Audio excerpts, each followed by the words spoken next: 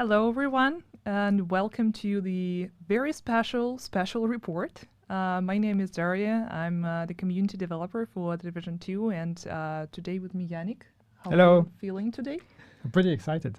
Finally get to talk about Project Resolve and all the stuff we've been working on, so yes. Nice. As you can see, we're in a festive mood, Yep. wearing some festive decorations. And before we start, just a quick reminder that this is not a live stream where we're going to show new content. That's not about new gear, not about new season. That's why it is very special. And to explain to you what Project Resolve is, let's watch a pre-recorded video we made earlier this month. Hello agents. Launched Project Resolve, a comprehensive seasonal update focused on health and quality of life for The Division 2. Thanks to your feedback, our goal with Project Resolve is to enhance the overall player experience and establish a solid foundation for future content by making significant improvements to the game's health and stability. The recent shift in season length has allowed us to focus on building this broad and impactful update while maintaining the game quality as you continue to enjoy our content. We will start with a public test this week, followed by another test in January, culminating in the full release in February to all Division 2 players. Project Resolve is divided into 3 key areas: stability, health, and gameplay improvements. From thousands of bug fixes to PvP improvements, we're digging into everything. Just to give you a glimpse at the few main areas of improvements Division agents can expect: enhanced stability with a focus of in-game performance and reducing crashing on all platforms. Improvements to PvP combat with a status effects rework, conflict rewards buffs addressing glitches, and more to make the experience more enjoyable for everyone. Major balancing overhaul to give you more choices for powerful weapons in PvE. Expertise and optimization cost reduction to make upgrades more accessible. Changes to projects and global events to make them more fun and worthwhile. Quality of life improvements, including scaling open world loot crates with world difficulty and the ability to recalibrate directly from the inventory. And we have more you can find out about in our article linked in the description. Initiating Project Resolve meant our team needed to build a solid foundation, which has affected some of our previously announced plans. Following the current season, Year 5, Season 3, Vanguard, will release in February 2024, which will include the health updates from Project Resolve in full, as well as normal seasonal content you expect, like a new Manhunt, Season Pass, and apparel event. This does mean we have made the tough decision to move the DLC release to 2025. As always, your input is invaluable to us, and we will continue to incorporate it into our decision-making processes as we continue the journey of improving the game as part of Project Resolve and beyond. To provide you with more insight into the next few months, we'll release detailed patch notes and provide frequent updates on the PTS content and results. Starting December 15th, PC players will have the opportunity to test out this initial set of changes and fixes alongside Season 3 gear. We can't wait for you to dive in and explore the new features and improvements. You can get ready by preloading the public test server on December 14th, so you'll be all set to jump right into the action.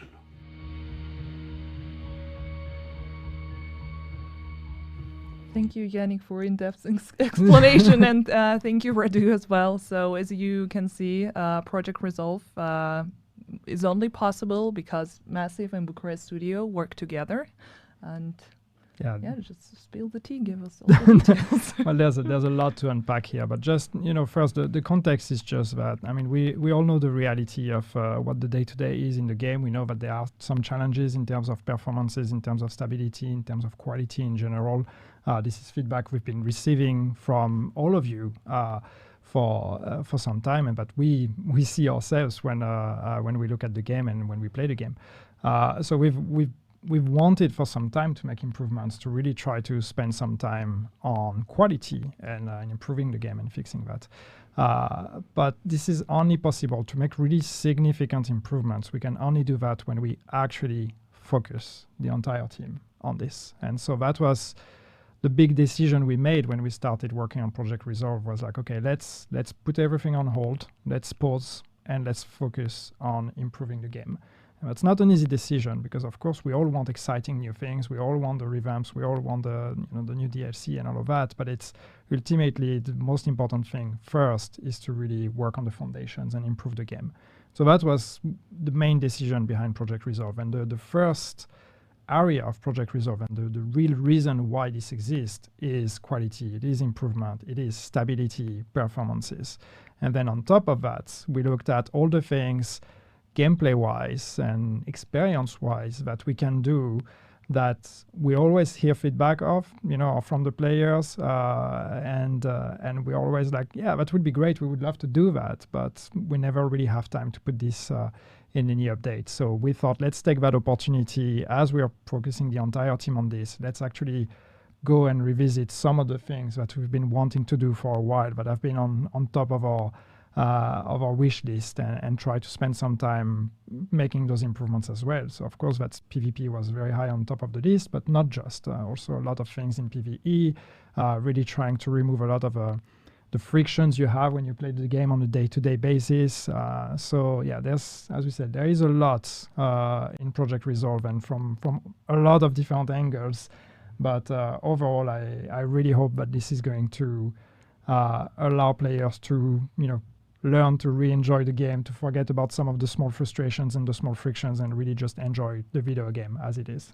Yeah, and it's not an overstatement that there are more than 1,000 bugs. I know that it's even more now.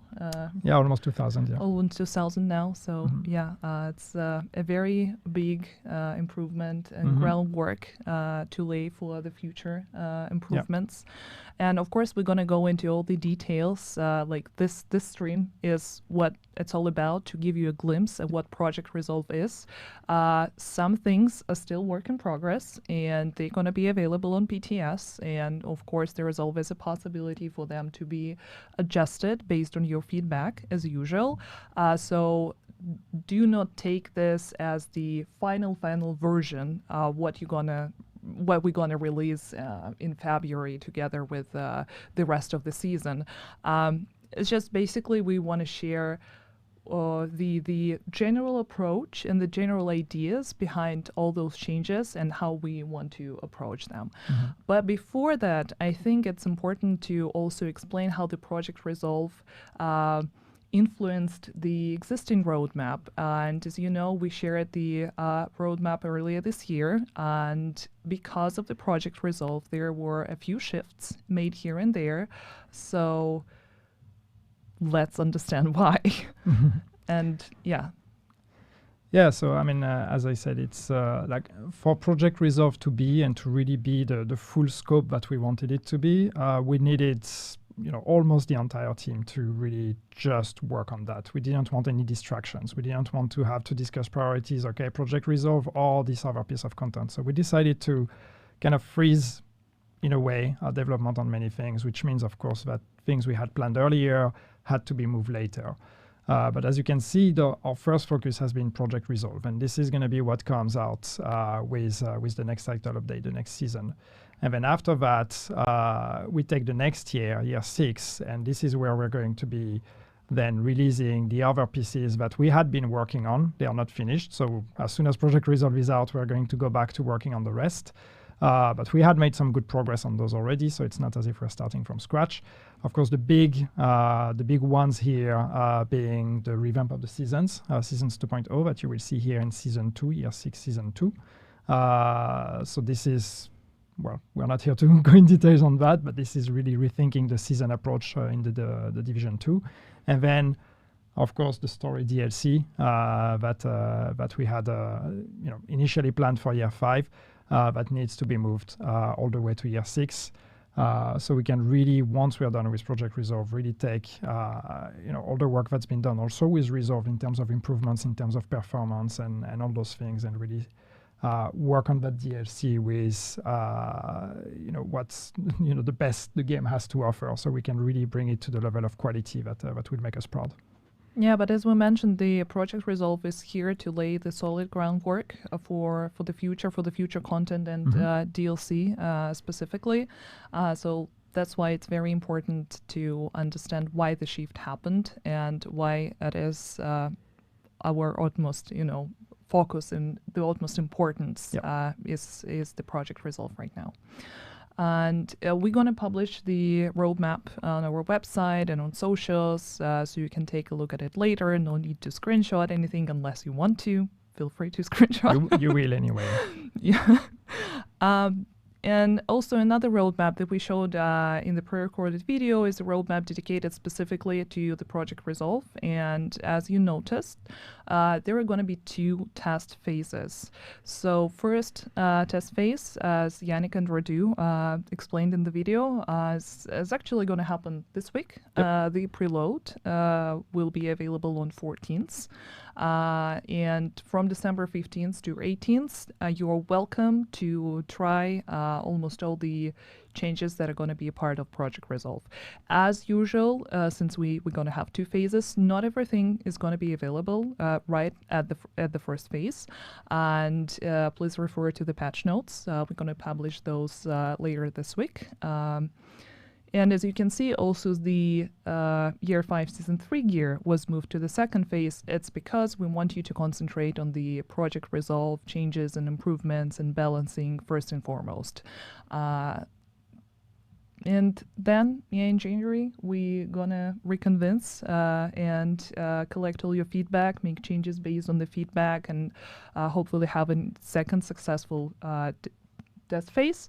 And after that, the Project Resolve is going to be released together with the Season 3 Vanguard, with the rest of the gear, Manhunt, and pretty much everything that seasons are about.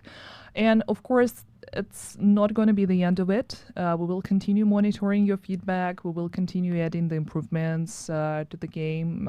So basically, everything that you have to say about the Project Resolve changes, about the balancing, about the new features, about quality of life updates that are going to come with Project Resolve, please make sure to spare some time and test this amazing features on the PTS. Unfortunately, it's also going to be available only on PC, but for our console players, as usual, we're going to have the character template, level 40 character template. So if you're not a PC player but still want to take part in the test, you're welcome to download the client and have the pre-built character for you.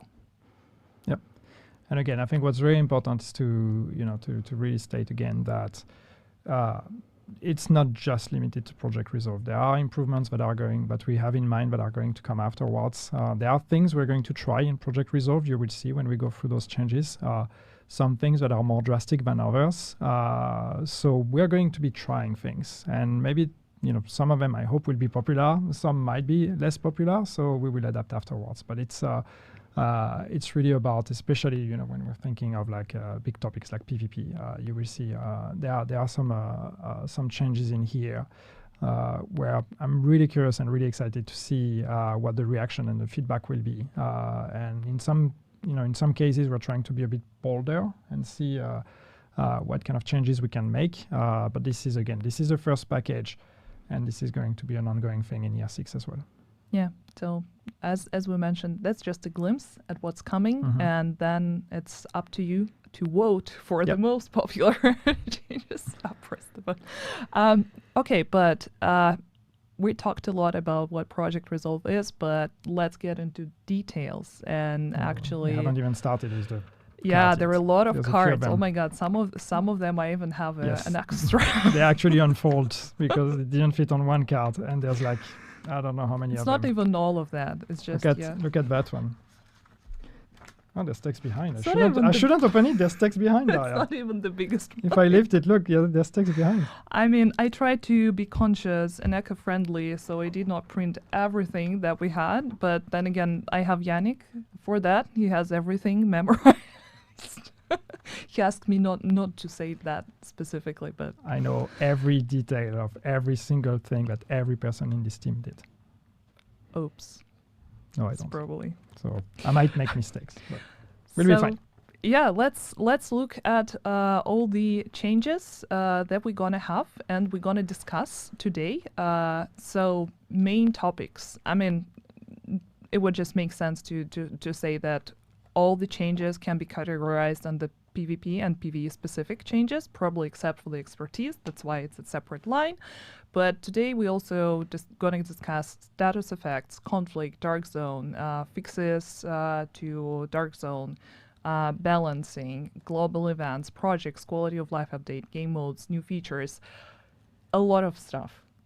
And that's just, a very general overview of what Project Resolve is. And first up, let's dive into status effects. Oh, 'Cause yeah. I know that a lot of PvP players were not very expectant of a lot of PvP updates to be shared on this live stream, and you guys It's are in fair. for a surprise. It's fair, but finally your time has come. Right, starting anyway. But yes, I mean, it's when it comes to PvP and when we started discussing, okay, where do we want to start to try to make PvP better?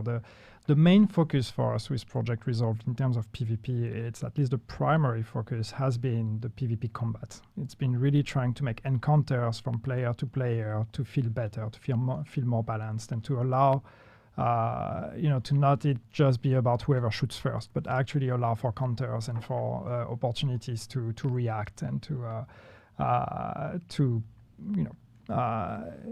turn it around. So obviously, status effects for PvP players has been a big topic for a very long time. So we wanted to try to approach it. We also did not want the approach to be, okay, let's nerf status effects to the ground and make it irrelevant, because that status effect is still a big part of the game. You can build towards it. There's a lot of mechanics around that. There's a lot of items that are built on status effects, and we didn't want to just remove that from the PvP experience. So the approach is more to try to keep it in check, and also make sure that we actually first prevent the overuse of status effects, and also allow players to have counters and to react when affected by status effects. So, no, to the list. Time to look at the notes. And yeah, as Yannick mentioned, even though the status effect changes prioritize PvP experience, it's still some changes going to apply in PvE as well. But I honestly do not know where to start. We'll keep an eye on that. But so with status effects, the main thing first is in terms of diminishing returns. So we are going to be implementing proper diminishing returns. So that means that when you apply a status effect on someone and then you apply that status effect again, the effects are going to be reduced and reduced and reduced until the person has eventually full immunity. So first, that's trying to limit the overstacking of status effects on other players. One thing that we're doing as well is we're categorizing those status effects into categories, which is, I have to look at my notes, but crowd control and damage over time. So it's not just diminishing returns in terms of shock and then shock and shock. Each status effect is categorized either in the crowd control area or in the damage over time area, and then this diminishing return applies to that whole family. So if we take, for example, if you apply bleed to someone and then you apply burn to someone, those are two damage over time status effects. So that means the diminishing return is going to apply already on the second one, even if it's not exactly the same, as long as it's in the same category. So that's the first part. And then the main thing with those, I guess we can actually start going through the details, because then it's on a case-by-case basis depending on the which status effects we are talking about. But when you take, burn, for example, so we talked about having counters. So with burn, for example, what we're going to do is we're going to say when you're dodge rolling, when you're under a burn effect, this is going to actually diminish the effect that you have on you. So you're going to be able to, if you have burn, you're going to be able to roll, or as you roll, as anytime in the game when you dodge roll, this is going to actually take away some of the burn that you have on you. So that's one way for us to make sure that we give you some control and some way to react to that. For bleed, for example, what we're saying is if you don't move when you bleed, you're going to also actually reduce the intensity of the bleed. But when you start moving, then it goes in full effect. So these are just examples on ways we are looking at kind of changing also a bit the moment to moment in PvP. So it's really a game of like reacting also to what's happening. So it's no longer just, oh, I have a status effect, I'm going to die. No, there's the diminishing return, but there's also things you can do to actually try to counter that. To counter and try to actually stay alive. One thing also that's going to be an important change in regards to status effects is that all the repair skills will now give you protection. So what that means is that with an application of a healing skill or repair skill, you're going to get 50%. Sorry, I'm looking at my notes. I don't know the numbers. 50% hazard protection. So any heal effect is now also going to actually reduce the intensity of status effects and hazards in general. So that's also another way for us to try to make also the support and the healer role a bit more interesting and a bit more relevant in PvP and make heal in general more useful because until now it would have been just, like not necessarily great in PvP or because it's mostly just about shooting. So now hopefully this allows for another way also to react to status effect, especially as a team, and you can build your team towards it. And also it's important to mention that diminishing returns will not apply in PvE. So that's a PvP specific info. And also as an example, shock, for example, right, player will have slower movement to kind of make sure that they prevent from shooting, but it's PvP only. It won't apply in PvE. Yeah. And same for the Plague of Outcast, also going to be PvP only. Yeah. And so we're also looking at things like the booster hive, and we've kind of drastically increased or improved the booster hive. So it's really going to become a skill that is going to be more relevant in PvP and really allow you to get some protection. And there's also another change that's actually not listed in here, so I'm jumping to another category, but it's very relevant to PvP. Is that now you're actually going to be able, if you want, to consume an armor kit and to get an instant heal of 25% of your armor. So you can still hold the button to get the hold action, and then you get the full armor. Or you can decide to, I'm not sure if it's double tap or what the control is, but you can choose to actually consume it for an instant 25% heal, which in PvP is also hopefully going to allow you to get that quick heal and roll your way out of combat and then turn the situation around. It's actually here. It even says that the bonus applies even after the animation finishes. So it was listed here, okay. It was here. I can't read. Thank you for mentioning it. It's fine. So anyway, there's more to it. This is just some of the gist. But yes, it's again, it's about keeping it in control, diminishing return, giving you some options to react either to the effect itself with the dodge roll, with the movement, with all of that, or having easier access to instant heal, and also making healing skills and healing rolls in general, therefore more useful in PvP. Yeah, I mean, even though we mentioned that these changes will primarily target PvP, we're still going to monitor their effect on PvE. Yep.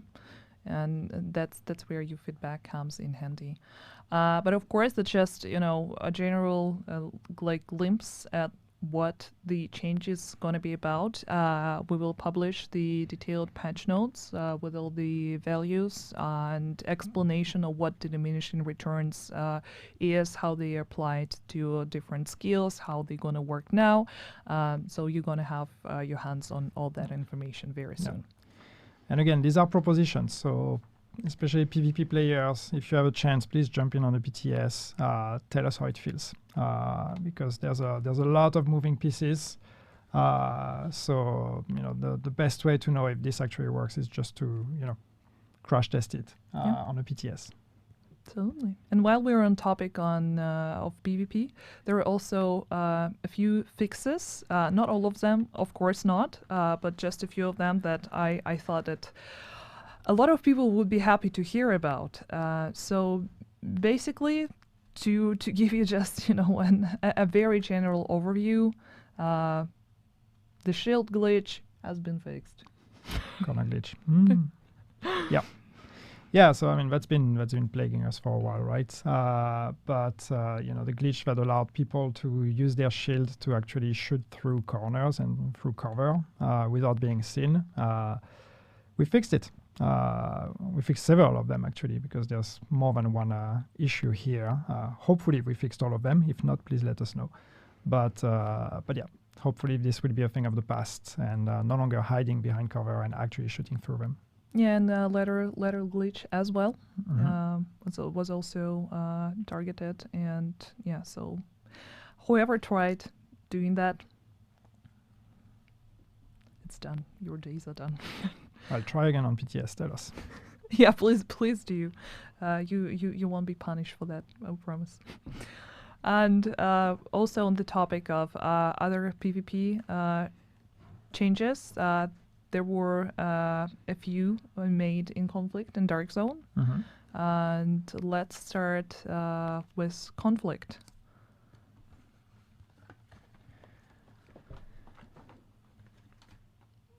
So with Conflict, main priority, main idea was to make sure that it's the purest PvP experience available in the game, and by making it balanced to all players. Yeah, exactly. So it's, Conflict we want that to be mostly about your skills as a PvP player. So RPG still matters, your build still matters, but it shouldn't matter as much, especially your seniority in the game. So the most drastic change we are doing in Conflict is that when you enter Conflict now, we are going to take away your shade bonuses and your expertise bonuses. These will be brought down to 0. So it is about you and about the items you have, and no longer about how many hours you have spent on the game. So that's one way for us one drastic way to try to bring balance into Conflict. Then what else do we have in here? We also have one of the positive changes, that the gear and the loot that can be obtained in Conflict was also buffed. Greater quality, improved quality of the rewards you can get there. Hopefully, we will be able to publish the whole list. I honestly do not have it with me here, but it's a big improvement compared to what we have in the game right now. Yeah, we don't want you to choose to play Conflict at the cost of your progression in the game, your progression in terms of XP or in terms of gear. So we really want to try to make it as rewarding as we can. So time spent on Conflict is as rewarding as time spent on anything else. So it is not a sacrifice to choose to play Conflict compared to anything else. It's also important to mention spawn areas and loadout switching. Yeah, so spawn areas. So one thing we are trying, and I talked about changes that are things we want to try. I think this goes in this category. Is we are actually going to have turrets protecting the spawn areas in the Conflict maps to try to prevent spawn camping. So yeah, let's see if that works out or if we need other measures, but that's one way for us to try to make sure that there is also a chance to recover as a team and you're not just being pushed to the spawn point and then spawn camped and you have no way to come out. So the turrets will hopefully be here to help you out a bit on that. And in terms of loadouts, yes, we also want, we don't want a Conflict game to be just about switching loadouts to adapt to whatever the other players have. We want you to be able to adapt, but not necessarily just switch on the go. So what we're going to do is we're only going to allow you one loadout switch per spawn. So when you die and you respawn, you're allowed to change your loadout, but then when you go back into the action, you can no longer change your loadout. So this is really to try to make you commit to a play style and then really, once again, make the best out of it and make it be about your skills and less about how many items do you have in your stash. And we believe that that would allow for a bigger variety of play styles and more different players to actually find conflict as a more appealing game mode. Yep. And the same change, from what I remember, is going to be applied in the Dark Zone regarding the turrets. I mean, turrets we have in the Dark Zone. Now, what we're doing in the Dark Zone is also in terms of loadout switching. So it's not exactly the same, but what we're going to do. So, sorry, let me rewind. With the Dark Zone, one thing we want to change is that we really want to try to push the identity of the Dark Zones, especially the invaded Dark Zone and the non-invaded, to try to find the best compromise between offering a really intense PvP, rogue versus agent chase experience, and that's going to be, mostly in the invaded Dark Zone, and then the non-invaded Dark Zone being something that is a bit milder for players that are not necessarily looking for this kind of fights. There will still be PvP in the Dark Zone. We are not taking it away, but what we want is we want to try to make it a bit more fair in the non-invaded Dark Zone and keep the invaded for those who are really looking for that rogue experience. So one thing we're doing, for example, is it's especially focusing on the rogue mechanics in the non-invaded Dark Zone. We're going to make the hold to go rogue longer. So it's from, what are the values here? Was 0.75 seconds. Now it's going to be 5 seconds. So you actually have to commit. You really have to go in hiding and hold that button. So it's no longer just a surprise behind the back of another player and shoot them directly. You have to plan and anticipate for it. Then the other thing that we're doing is extend the duration of the rogue first rank. So it takes a bit longer to actually go up in rank. And then especially the most important is again about loadouts. Once you go rogue, in the non-invaded Dark Zone, once you go rogue, you can no longer change loadout. So this is also, again, a commitment. You need to think, you need to plan and anticipate, and then commit to whatever decisions you've made. Yeah, and we hope that these changes would actually increase accessibility of the Dark Zone and reintroduce this mode to a wider audience, because back in the days it was fun and accessible for almost everyone. Nowadays it's like everybody looks for something different in the Dark Zone. So it's always going to be tough because it's a PvPvE area, and some people will go there because they're looking for PvE incentives. Some people will go there for PvP incentives. And the luxury we have, I know that the 3 Dark Zone concept is not necessarily the most popular decision we've made, but that's what we have now. So let's use that, and let's really try to give identity, use the fact that we have 3 Dark Zone and give identity so we have different rule sets between them, and really try to have different Dark Zones that offer different things depending on what you want. So again, this is why we're saying invaded Dark Zone, this is the intense one. Non-invaded, this is something that is a bit more accessible for everyone. So it is a bit less intimidating as a player, but is not necessarily into PvP. It is a bit less intimidating. But once again, if you want to play rogue in those, you absolutely can. It's just you need to know what you're doing. Yeah, there is a chance to customize, in a way, your experience and choose what works best specifically for you, and still be able to enjoy Dark Zones there, because that's one of the most exciting parts in the game. And to finish off with the PvP changes, let's talk about expertise for a second, because it's another thing that we mentioned earlier today and does not necessarily belong to PvP changes, but would also affect them greatly. And we have an infographic to show how drastically the values has been changed to make expertise and optimization costs more accessible for everyone. This is what you see right now on the screen. These are the new values, and if you want to compare those to what we had in the game before, that information can also be published. But to those who know, you can already see that it's so much less than it was originally. Yeah, I mean, those numbers still probably look high for a lot of people, but it's,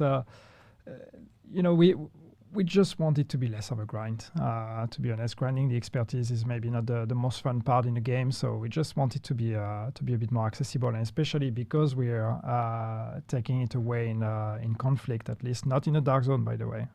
This change to reduce expertise and shade levels to 0 is only in conflict and not in dark zone. But now that we have that kind of in check, we're happy to make the expertise progression a bit faster. So it is less intimidating, less of a core that you have to do because of this grind. So we drastically reduce those costs. Yeah, and that's. I don't think that there is more on that to say. We. Once again, asking you to try out these new changes on the PTS in the end of the week. And the next big category and the next big topic that we want to discuss today is balancing. It's not only going to be about weapons and talents, so we're also going to discuss how it's going to affect the gear. Those cards, by the way, are absolutely not in the right order. So I apologize if I'm just like constantly looking for what is Daya talking about? Where is that? Yeah, that's my fault. But here comes one of the biggest lists. I remember doing stuff like that in school whenever there are like long history conspects and you need to write everything down and there's not enough space and you just keep gluing some. So the weapon balancing changes. Yeah, that's a lot of stuff. And it's a very small font, like super small. I need to squint my eyes to check those. Do you want to read all of them? No. I mean, that was your idea, right? To have everything just in case. Let's just talk about what the general buff balance pass was aimed at. Yeah, so the idea is and I mean, that's in general what we want to do with balancing anyway, but it's like, let's look at everything that is underperforming. Let's take, like, we don't want to nerf the stuff that is powerful, because if it's, it's powerful, it's fun and people like it. So we want to, limit as much as possible, like taking that fun away. But instead, let's look at everything else and try to make everything else just as fun and interesting. So it's really not about giving you more power, it's giving you more options. And so we looked at every weapon in every category or every weapon family and just looked at, okay, what kind of quick buff can we make to that weapon to actually give it more identity and also bringing it up closer to the power level of the best performing and the most popular weapons.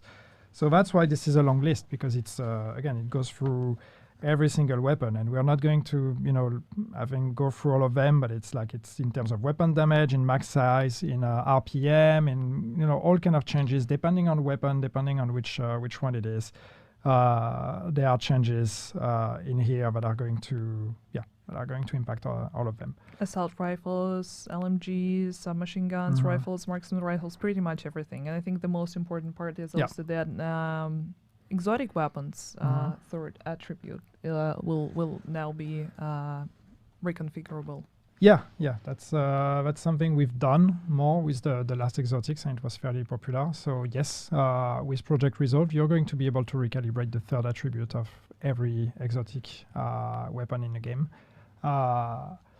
which is cool. On the other hand, we know that it means that a lot of you are just going to be, going damage to targets out of cover. Because that's probably the best stat out there. This is something we have in mind, and this is something we're going to look at as well in terms of the value of those attributes and making sure that the other options are also interesting. It's not listed in here because I don't know yet if we will manage to make it for Project Resolve, but just want you to be aware that we know what the consequence of that change will be. But still, let's see how creative people can get with being allowed to change the third attribute of an exotic weapon. Yeah, it's gonna be interesting. And another thing that I think important to mention here, that since intention was not to overbuff some exotic and named weapons, and certain buffs from the weapons that these named and exotics are based on may not carry over. So that's why we're going to publish the whole list for you to look through. It's not necessarily going to mention all the named and exotic weapons too, but just to make sure that we are not making some weapons overpowerful, but changing the base weapon and then applying that to the named and exotic as well. Yeah.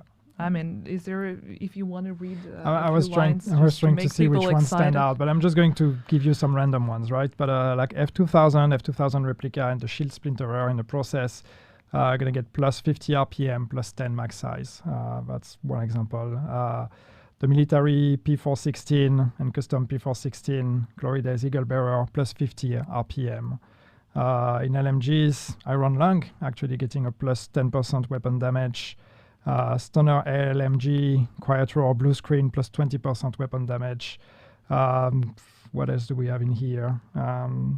Some machine guns, the M1928 Tommy gun, the Slayer, Ground Grade plus 10% weapon damage. What else do we have? Dread Addict plus 15. Yep. Commando.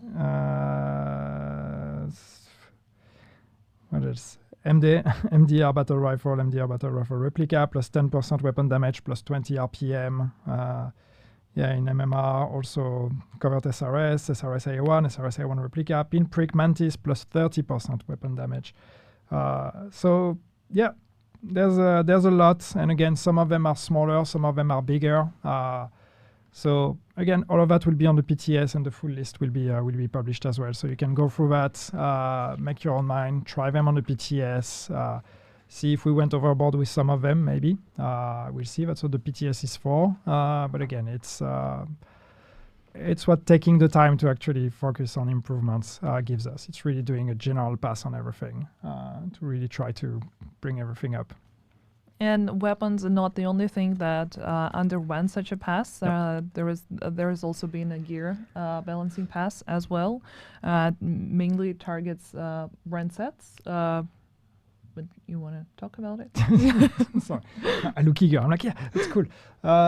So yeah, the brand sets is so the idea with brand sets is just that.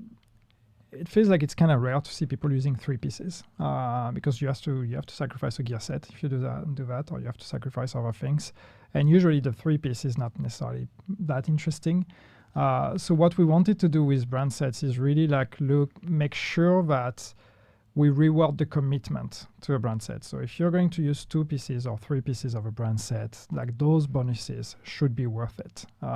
So what we did is we did a general pass on the brand sets to make sure that the 2 pieces and 3 pieces bonuses are actually better. So we are not changing the first piece. I think none of them has their first piece changed, but it's, again, big list of changes. Working for people. Can't wait for people to screen grab that. Zoom in. That's what I do. But yeah, if you look at, I don't know, what can I pick here from let's go with Empress. When you pick the one that didn't have a change to the 3-piece bonus, but Empress, for example, the 2-piece bonus is going to go from 10% skill damage to 20% skill damage.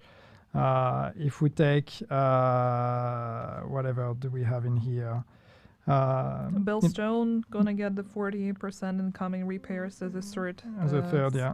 Gilagard, no change to do 1 piece, but the second piece goes from 10% health to 20% health. The third piece goes from 1% armor regen to 3% armor regen. What is 3 pieces on Habsburg Guard gonna give you 20% status effect. Yeah. Fenris is going to get a 30% weapon stability on 3-piece instead of 20. What do we have as well? Petrov, 30% ammo capacity instead of 20% on 3-piece. So again, some of them get their 2-piece bonus increase, some of them don't. And then most of them get their 3-piece bonus increased as well. We're not changing, except for Empress, yeah. We're not changing the bonus, we're just increasing them. And the ones that remain unchanged, Providence, Circle of Concern, YAL, and we're going to publish the full list with all the changes with before and after, so you can compare where the second or third piece bonus increased, also in the patch notes. Yeah. And it's going to be fun with the Ninja Bike to see how people actually combine that and So like the game. And that's not it. We still have talents. Oh yeah. Talents balancing. Where is that? You can have my cards if you want. I don't know. I'm not in talents. I made sure to place everything in I'm at the order. wrong- I don't know I'm at the why wrong place. mines are in order. I'm at global events. I'm at the wrong place. Now I have mine.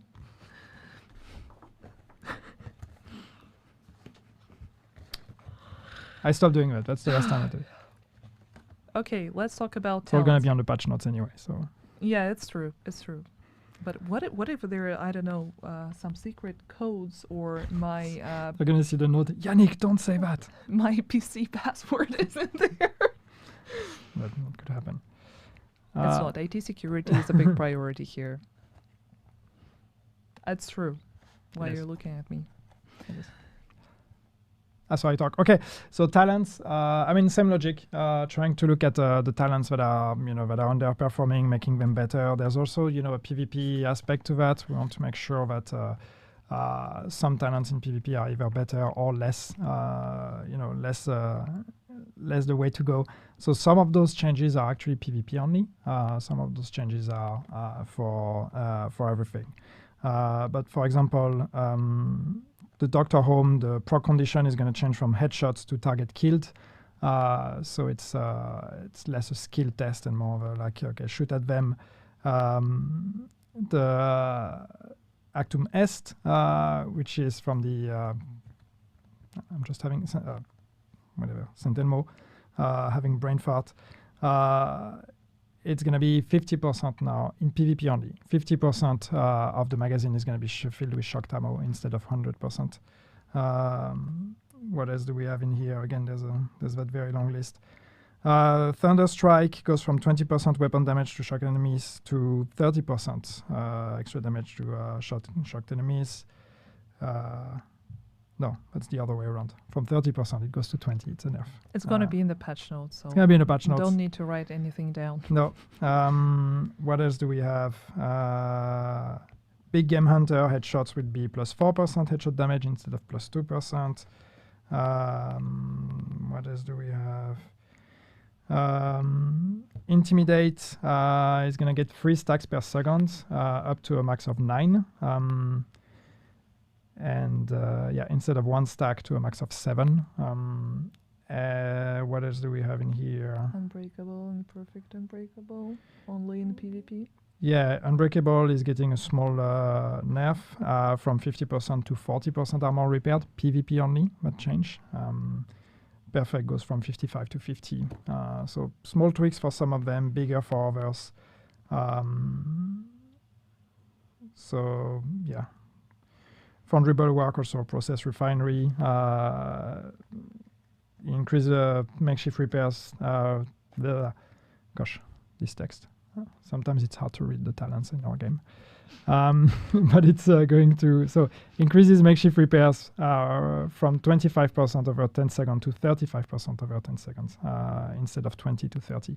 So we're increasing makeshift repairs and also the process refinery. I should have started with makeshift repairs, would have been easier. But anyway, there will be patch notes with all those details. Yeah, I think that's bunch of enough to changes. just give a general glimpse and the feel of it.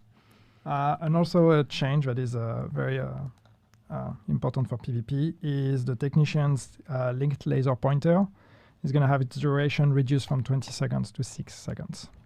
So That's a big one. no longer just 3 pulses on everyone, but lasts forever. And I guess that's pretty much what. There was a blank. I was like, what's next? Yeah, the plan. What's next?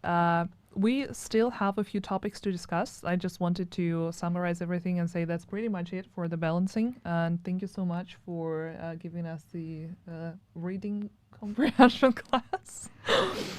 Just confused everyone even more. Please do not rate his reading comprehension skills. But whatever. We also want to give you an update on the global events, projects, quality of life updates, and new features. But we'll start with the global events, and it's also a huge list because we actually targeted all of them, apart from your favorite. Golden Bullet is not here, but there is a reason for that. And as you can see, that's a very, very low. You don't have it. I have it somewhere. I'll find it. I'll start then.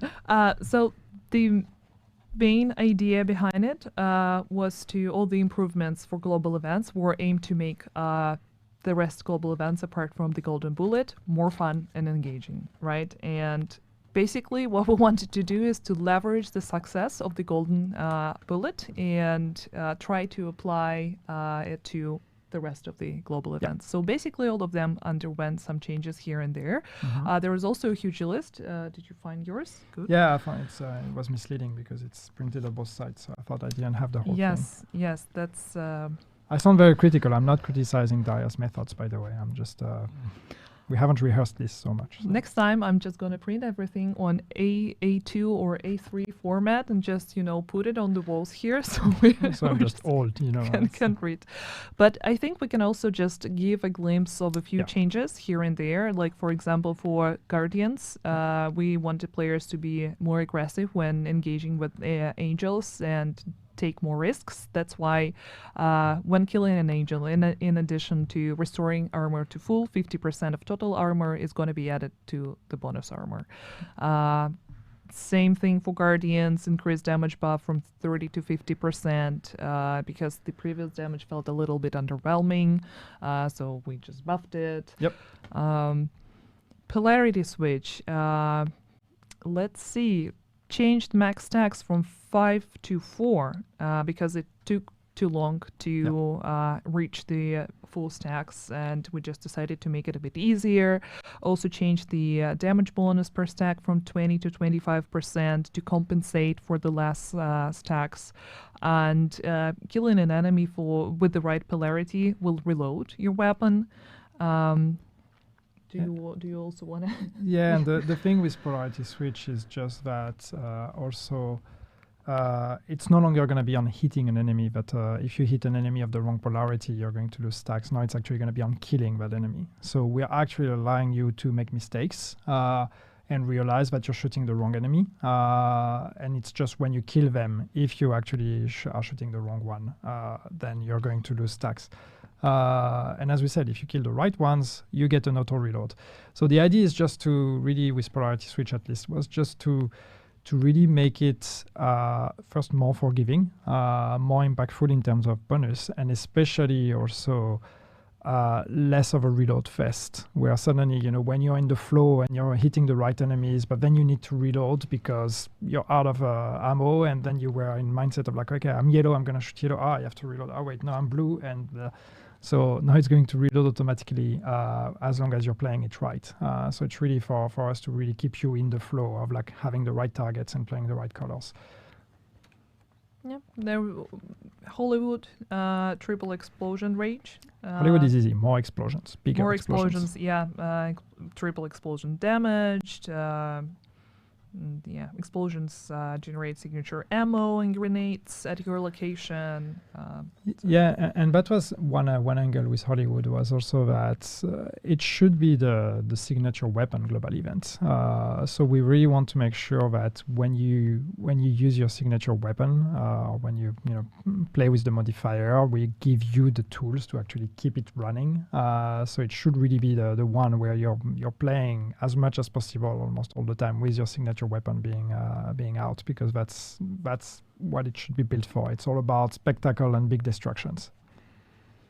For Shade Exposed, stacks are going to be acquired 50% faster because the event feels better when you are exposed, and we just want for the players to reach the exposed status faster than what previously was.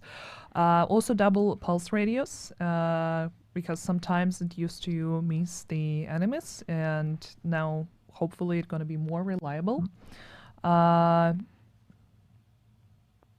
65% damage instead of 1015% damage from pulsed enemies. Non-pulsed enemies still deal full damage. Yeah, it's just really to try to get you in the flow of getting the getting the effect faster, getting the stacks faster, releasing those stacks, being more generous with what you get out of it, and really again more forgiving, and that's just more fun. More fun. And with the animated, it's also explosions, triple explosion range, and increased explosion damage by 50%. And also we increased the enemy headshot weakness by 50%. To kind of incentivize you to go kill for them, the kill them with headshots, let them explode, and then let them die from their own explosions. It sounds way meaner than it's supposed to. It's supposed to be about fun, but it is fun. But talking about other fun things, global events are not the only thing that underwent changes. There was also a big pass on the projects, and there were also at least 3 cards. One of them, do you have yours? Somewhere. Just take mine. Here is the project. Here is the project. Yeah, you have them. Yeah. Okay, here it is. Yeah, there are just 3 cards. This is how many changes the projects underwent, and basically the idea was to make the projects more worthwhile, more interesting, more engaging, and that's why some of them are going to receive new rewards, better rewards. There are also going to be some updates to conditions as well. Do we want to just, give some sneak peeks? But the general intention with projects is that, especially when you take the daily projects, for example, like it should be like when I log into the game and I don't really know what to do, like it should almost be your first reflex is to open the project and see, okay, how can I get some quick stuff? If I'm just gonna play 20 minutes today, the daily project should be your way to go, and it's not the case today. So we really wanted to boost that because they're controlled. You only get a certain amount of them, so it's easy for us to make them generous and make sure that this is an easy checkbox thing to do when you're starting your session. So it's really about making them not too tedious to complete and make sure that they are really rewarding. So it should be a no-brainer to do the projects when you're planning your session. So, for example, talking about daily projects, more rewards were added to the projects at the base of operations. And, for example, small amount of exotic components, named items, and equipment items as well. That's something that was not there previously. Let's see what else we have. There were also changes to weekly projects and Dark Zone and Conflict projects. For example, for Dark Zone and Conflict, we added named items, reduced necessary objectives to defeat enemies from 5 to 3, reduced objectives to recover Dark Zone drops from 5 to 3, also added equipment items, named items. For weekly projects, for invasion projects, added 3 new items, a few exotic components, exotic cash. So you get the gist of it. More loot, more loot. Rewards. Yeah, and a bit more accessible, a bit easier to complete the project and get the rewards. So yeah, also the full list, since there's a lot of stuff, I don't see the need for us to just recite everything and to read, because obviously we can't read. But yeah, you will get the full list in the patch notes. And the few last things that I wanted for us to touch on is the quality of life and new features. And I think we can start with the quality of life. And there were very significant changes made to the loot system and inventory system. And I think we can talk about loot crates first. The main change, and that's one that's been asked for a very long time, is that now all the loot crates in the world are going to scale to the global difficulty settings of your map. So if you put your map on heroic, your loot crates, all of them, the one that's right next to the safe house, or the ones anywhere in the world, are going to scale and give you heroic quality loot. So hopefully, no longer purple loot when opening boxes, and this is a way for us to try to send you back into the open world. We already did that when we looked at the XP rates and made the XP more rewarding in the open world, but we wanted the exploration and the opening loot crates in the open world also just as rewarding. So now it's all going to scale proper. When you play heroic, every box you open is going to be a heroic box and no longer just some weird loot. Yeah, that's a big one. And also there was the mod space, because it's being cluttered needlessly and there's a lot of stuff you have in it, and basically the idea was to make the skill mode inventory management more manageable, more efficient. So now each bonus can only be owned once, and the value of the role gonna update when a better one drops for you, and basically it's going to make it so much easier for you to go through it and understand which mode is better. So what this means just clearly is just really that every skill mod is unique now. So every type of skill mod is unique. So you can only have one copy of the damage mod for that skill, and no longer just drop multiple copies of it. When you drop a new copy of it, if it's a better role, it's just going to update the role of the one you've saved. So you no longer have to go back in your skill mod inventory and look at, okay, what do I have and which one is better, and do all the inventory management. There's enough inventory management with our things as well. So as a start, we wanted to look at skill mods and make that much faster, especially for skill mods. There's really no real reason to hold on to a worse version of a mod, because you can only use those mods specifically in those slots for that skill. So it's not as if you will have use for that mod somewhere else anyway. So it was really just clutter for nothing. So now it's all going to be, the game will take care of that for you, and you don't have to worry about it. Yeah. So basically, automated system for skill modes. And another thing that armor kits replenish with the second cooldown, basically the new feature that would allow you to instantly use the armor kit to replenish 25%. Yeah. And in addition to the existing functionality of holding the button down to get the 100%. And I guess the Shade Watch bonus. So let's talk about Shade Watch bonus. So we've made a change that ultimately is probably not going to change a lot for a lot of our players. But basically, what we wanted to do is, for reasons that are going to be obvious to people who know the history of our game, we wanted to implement a cap to the health bonus of the Shade Watch levels, because we know that when people reach ridiculous levels, especially when people exploit our game and then gain hundreds of thousands of levels, as it happened, the bonuses become completely out of whack. So what we wanted is we wanted to implement a cap to those, but we also wanted to make sure that this is a cap that is achievable, but also feeling rewarding enough. So what we're doing is, you get 30 HP per level from level 1 to 1000. That's the way it's always been. Then after that, you used to get 3 HP per level infinitely. Now what we're doing is we're going to say from level 1001 to level 2000, you're going to get, again, 30 HP per level. After 2000, you're capped. You're no longer gaining HP per level. So what that means, math, that means that once you reach the cap, you will have 60,000 extra HP, which is what in the current game before Project Resolve you would reach by getting level 10,000. So we are making it faster to reach the cap, but therefore there is a cap, which is now at level 2000, 60,000 HP. Yeah, that's a very nice one.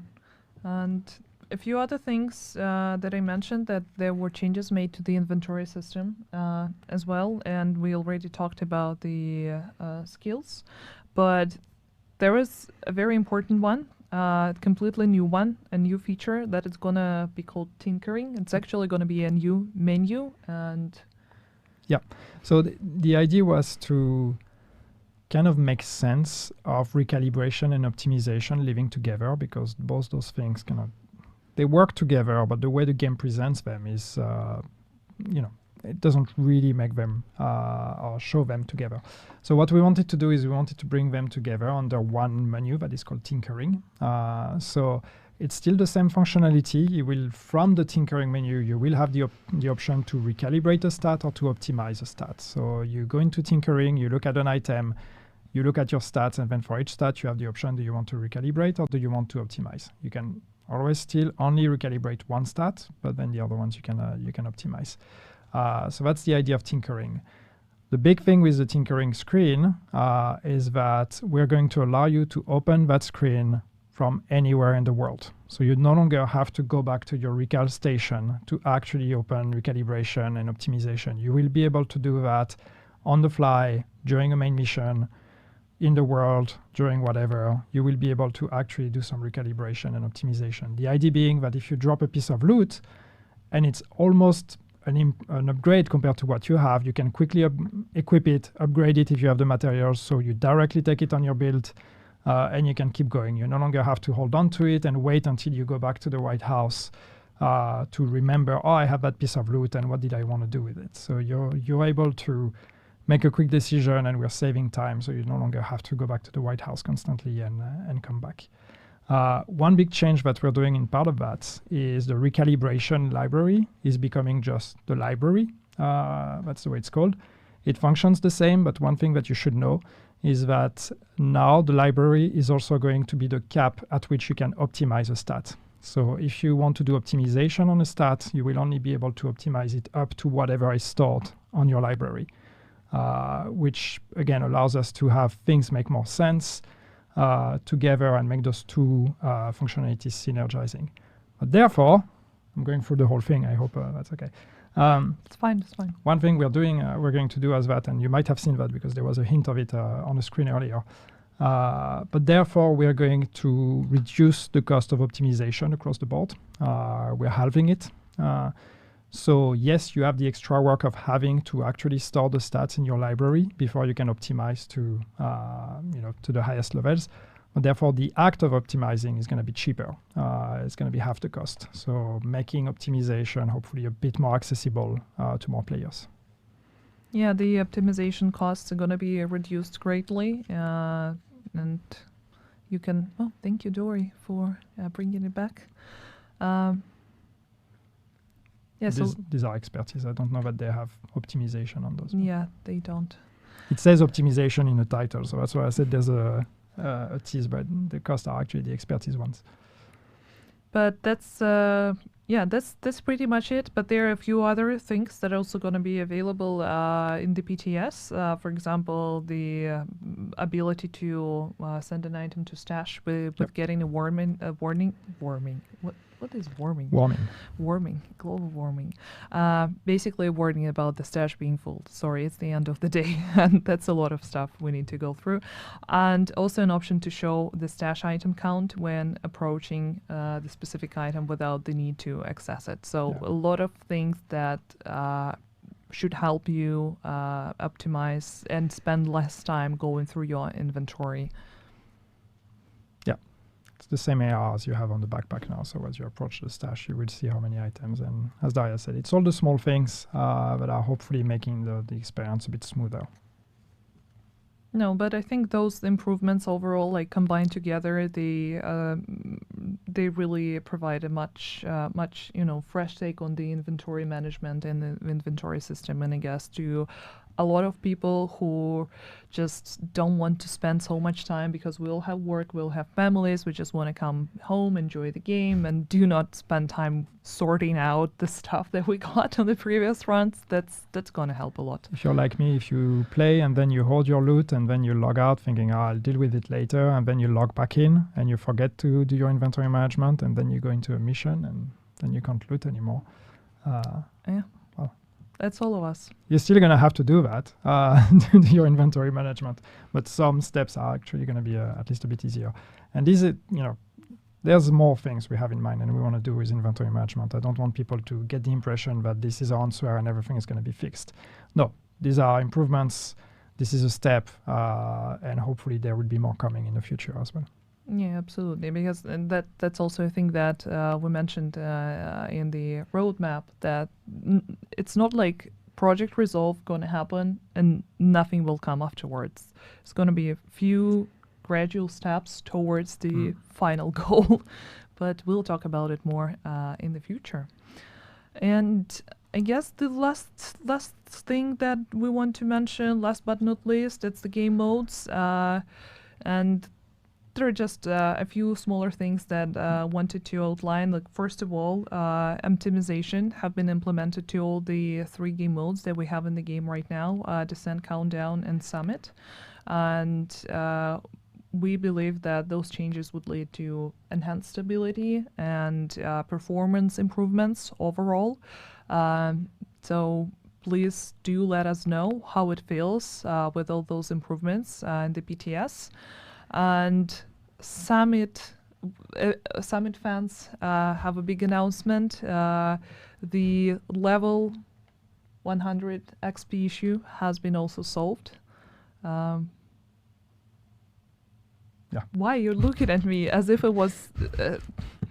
We're fixing the XP issue of Summit. So it's for those of you that have been gaining a lot of XP by using that. Sorry, you have to find other ways. And then the last change. Sorry, maybe you wanted to say it. I'm diving into it. No, please do.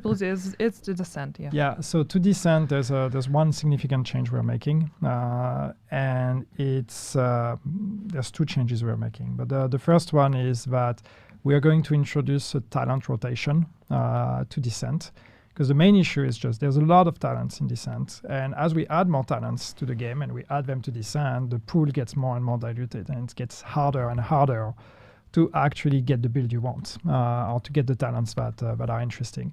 So what we're going to do is now there will be a rotation, and so not all talents will be available all the time. It will be pools of talents that are going to be available this week and then next week. And I say week, I don't even know if it's weekly, I don't remember.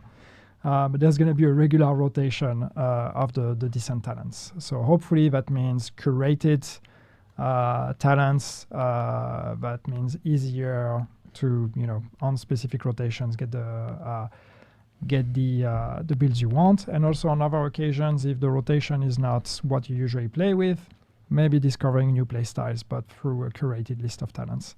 So that's the first thing. And the second thing is we have done a pass in terms of session length in Descent to try to make them shorter.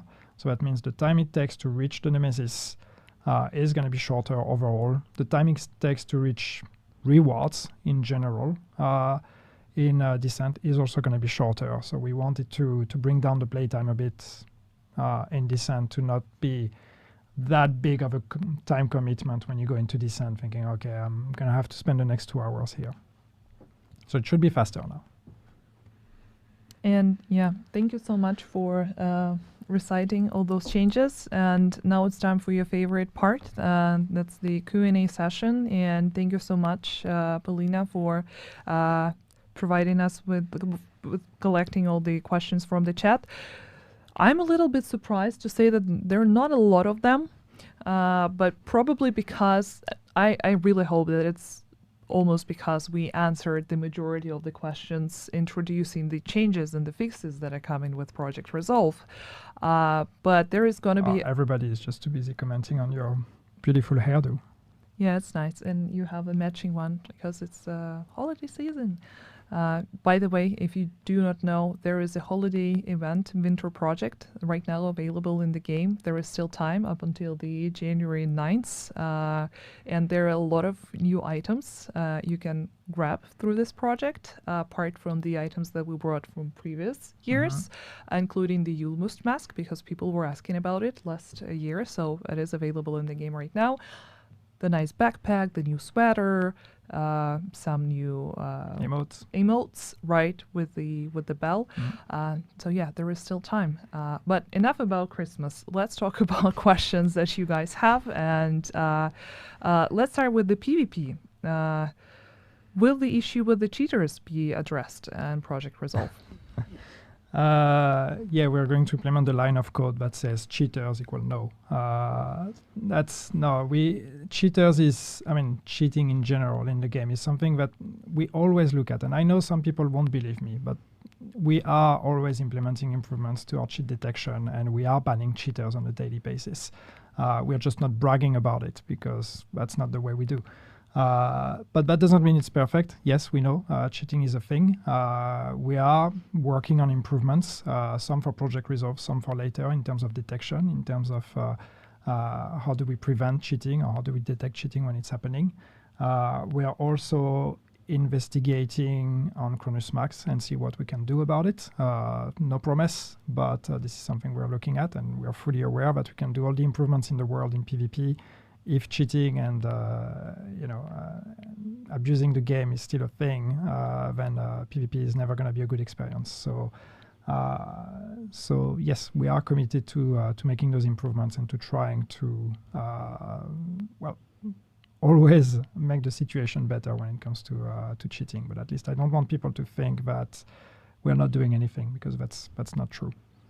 And also, a lot of this work is done thanks to your reports.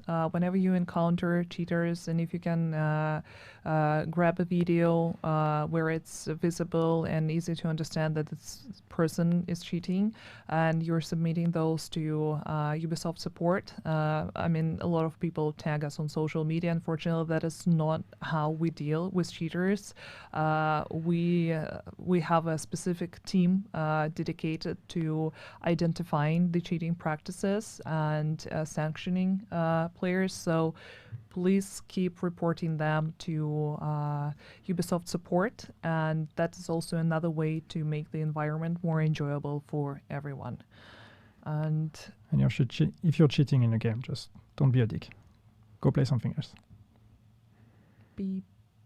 It was supposed to be. No, but that's correct. 2 other questions. Is the invaded Dark Zone going to be more rewarding? Yes, that's also something we're looking at, making invaded Dark Zone specifically more rewarding. So more details on that, but yes, that's part of the package. Will the expertise be removed from Dark Zone? I think we discussed it. No, we mentioned it. No, the change to expertise and shade levels is only planned for conflict. Please, let's have that conversation. So far, we want to keep it in a Dark Zone because the idea is conflict is where the PvP balancing is happening. This is where we are implementing normalization to make sure that everybody has a chance, no matter if you've played the game for 2,000 hours or for 50 hours. We want people to have a chance to compete in conflict. The Dark Zone, on the other hand, this is the PvPvE experience where we think it's okay if you spent a lot of time in the game and you are by definition more powerful than another one, you deserve to, have that power be represented in the Dark Zone. So far we don't plan to implement the change to taking away expertise and shade levels from the Dark Zone. But please do give us feedback. And regarding stability, there is a question about the game crashes and will they be addressed? And I do not have all the technical details here with me, but I know for a fact that a lot of things that were implemented in the game were actually aimed at making the experience more stable and reducing the crashes. That's what this live stream is about. It's Project Resolve and Project Resolve. It's not going to fix all the crashes. We're never going to fix all the crashes because it's a huge game and there's a million reasons why the game can crash. But there's been a lot of improvements and a lot of fixes in Project Resolve that hopefully for most of you are going to make the experience more stable.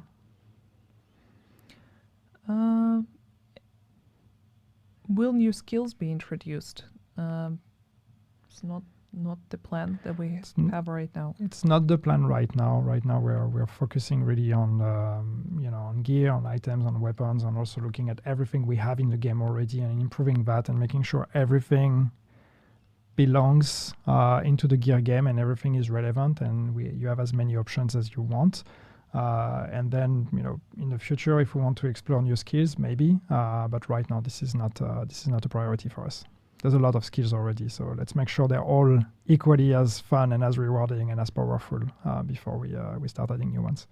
Also, a question about new incursion or a new raid. Well, I mean, we're not here to talk about future plans, so do give us feedback. Tell us what you want in the future in the game, and we'll see. A question about the specialization, and is there anything about the specialization on this update? Not specifically. No, there's no specific change. I know that a long time ago we announced the specializations revamp, and we put that on ice because what we had was just it's one of those things that you put design on paper, you put ideas on paper, and you're like, yeah, that sounds great, and then you implement it. And then it just doesn't work. And the initial proposition we had was one of those. Like we worked on it, we implemented the first version, and it just absolutely didn't achieve what we wanted it to achieve. So we've put it on ice. One day, hopefully, we will get back to specializations and revisit them. But this is not the plan right now. So no specific changes to specializations in this update.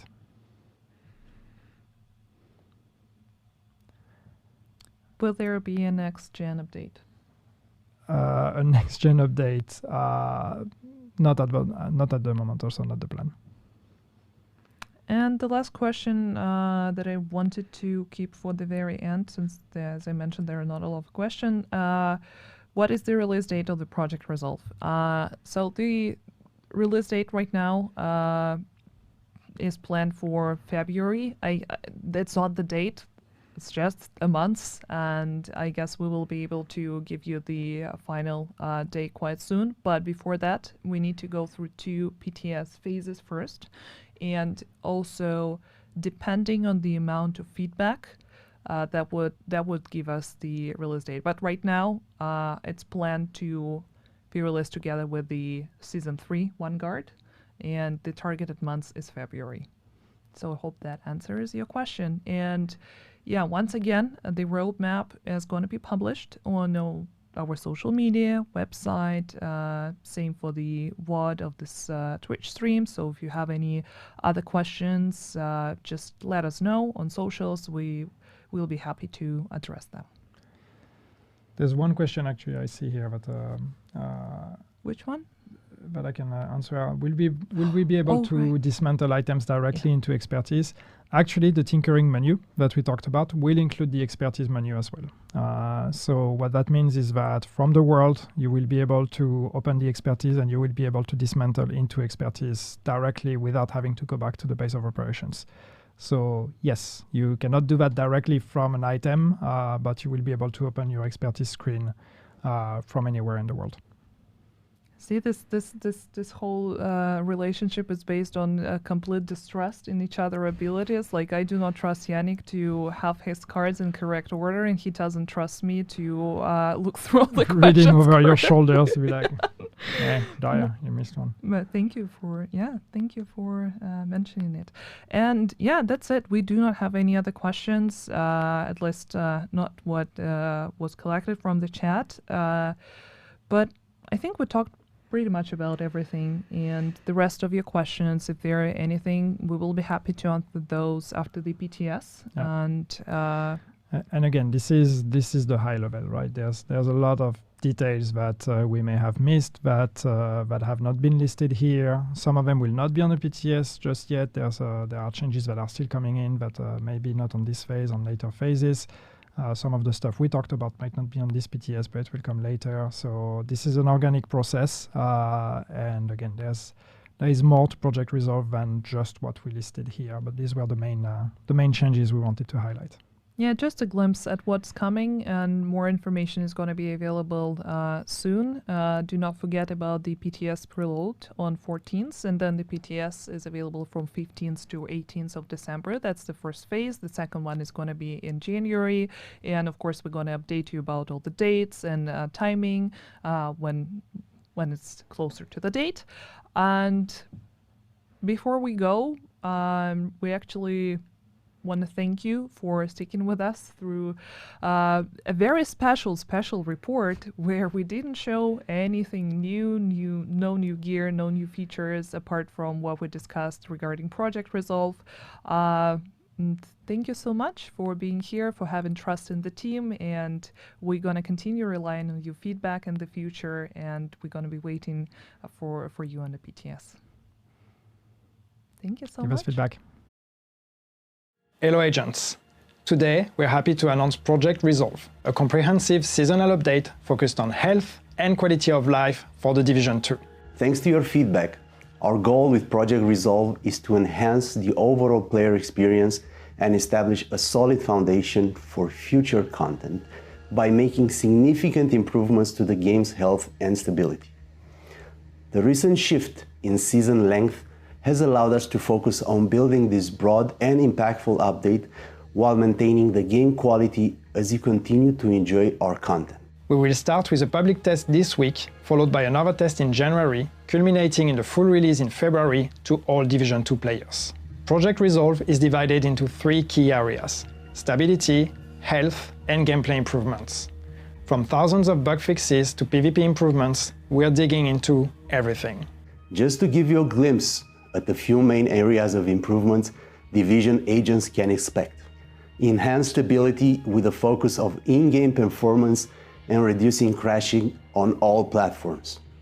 Improvements to PvP combat with the status effects rework, conflict rewards buffs addressing glitches, and more to make the experience more enjoyable for everyone. Major balancing overhaul to give you more choices for powerful weapons in PvE.